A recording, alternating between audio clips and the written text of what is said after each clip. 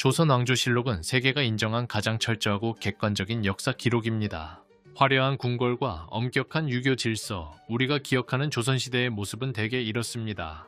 하지만 낮이 있으면 반드시 어둠이 존재하는 법. 500년 조선의 역사 뒤편에는 차마 기록으로 남기기조차 두려웠던 기괴하고 오싹한 사건들이 숨겨져 있습니다. 왕조실록의 수많은 기록 중에서도 유독 기이하고 기괴하여 읽는 이해 등골을 서늘하게 만드는 이야기들, 엄격한 법과 이성으로도 설명할 수 없었던 조선시대를 뒤흔든 실제 사건 5가지를 지금 소개합니다. 조선시대를 뒤흔든 첫 번째 실제 사건, 선조 9년, 그러니까 1576년 봄, 조선 전역은 정체모를 공포에 휩싸였습니다. 당시 백성들 사이에는 살이 썩어 들어가는 몹쓸 병인 창질에 걸리면 살아있는 사람의 인육과 간담을 먹어야 완치된다는 기괴하고 미친 소문이 돌기 시작했습니다. 이 잔혹한 미신은 곧 현실이 되어 끔찍한 연쇄 살인사건으로 이어집니다. 괴한들은 인적이 드문 곳에서 어린아이를 꿰어내거나 혼자 길을 가는 남녀를 납치해 겁박했습니다. 그리고는 살아있는 상태로 배를 갈라 오직에 강과 쓸개만을 꺼내 밀매했습니다. 얼마나 많은 이들이 희생되었는지 조선 왕조실록에는 산골짜기마다 배가 갈린 시체와 해골이 가득하여 나무꾼들이 무서워서 산에 나무를 하러 가지 못할 정도였다 라고 생생하게 기록되어 있습니다. 사태가 걷잡을 수 없이 커지자 조정은 발칵 뒤집혔고 범인에게 무려 노비 신분을 면제해주거나 백성에게는 파격적인 현상금을 걸며 대대적인 범인 검거에 나섰습니다. 병을 고치겠다는 맹목적인 광기가 불러온 조선 역사상 가장 잔혹한 잔혹극이었습니다. 공포는 여기서 끝나지 않습니다. 시계를 조금 더 앞당겨 명종 21년 1566년의 한양 도성으로 가보겠습니다. 당시 서울에는 밤마다 사람의 쓸개를 노리는 잔혹한 추격자들이 어둠 속을 배회하고 있었습니다. 이번 사건의 배후에는 돈과 권력을 쥔 부유층의 추악한 탐욕이 있었습니다. 주색잡기에 빠져 몸을 망친 한양의 부자들 사이에 이상한 소문이 돌기 시작합니다. 한 의관이 성병과 고치기 힘든 고질병에는 사람의 생쓸개가 직효약이라는 황당한 처방을 내린 것입니다.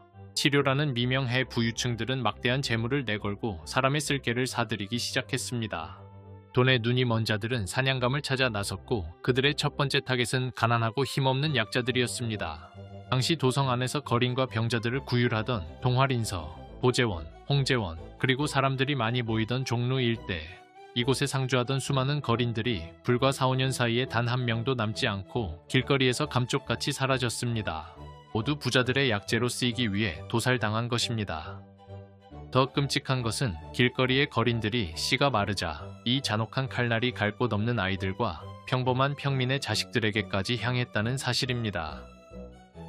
돈이면 사람 목숨까지 장기 공급책으로 쓰던 시대, 법보다 무서웠던 자본의 광기가 낳은 비극이었습니다.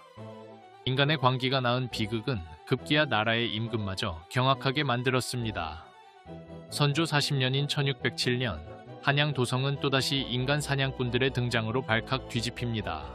이 소식을 접한 선조 임금은 큰 충격에 빠져 조정회의에서 이렇게 분노 섞인 탄식을 내뱉습니다. 사람이 사람의 쓸개를 빼내어 판다는 일은 천하 고금에 들어본 적이 없다. 그런데 임금의 말 뒤에 숨겨진 더 충격적인 진실이 드러납니다.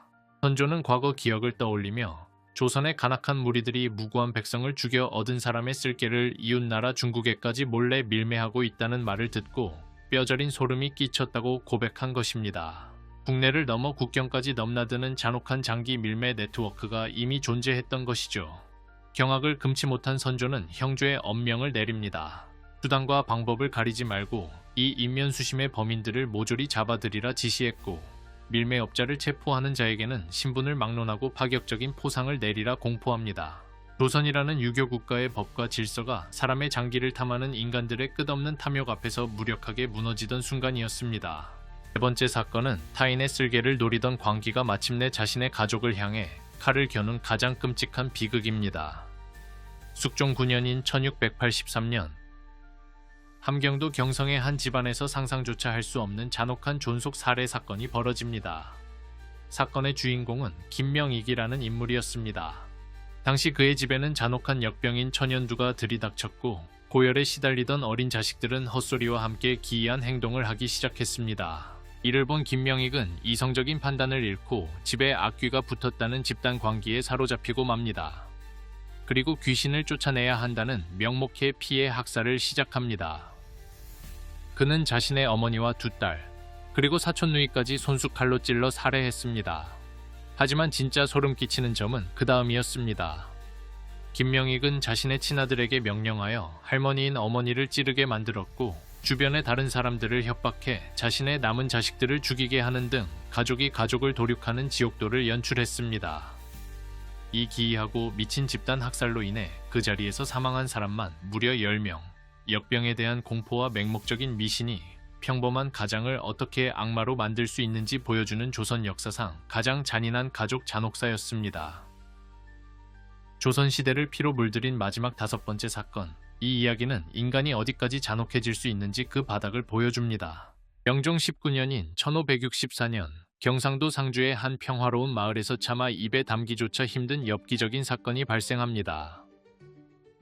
사건의 범인은 정은춘이라는 인물이었습니다. 그는 어느 날 한 동네에 살며 얼굴을 자주 마주치던 불과 7, 8세밖에 안 된 어린아이를 타겟으로 삼았습니다.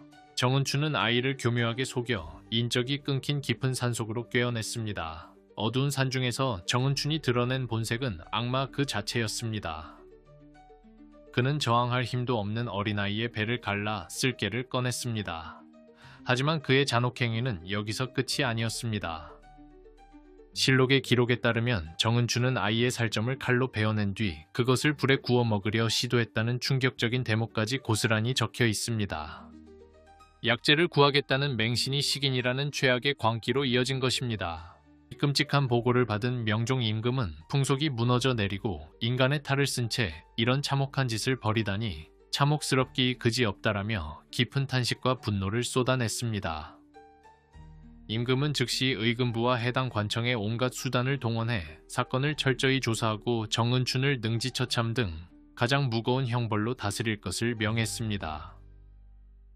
우리가 알던 고즈넉한 조선의 밤, 그 어둠 속에는 이처럼 인간의 육신과 영혼을 탐하던 괴물들이 실제로 살아가고 있었습니다. 시대를 막론하고 가장 무서운 것은 귀신도 역병도 아닌 맹목적인 미신과 탐욕에 눈이 먼 인간이 아닐까요?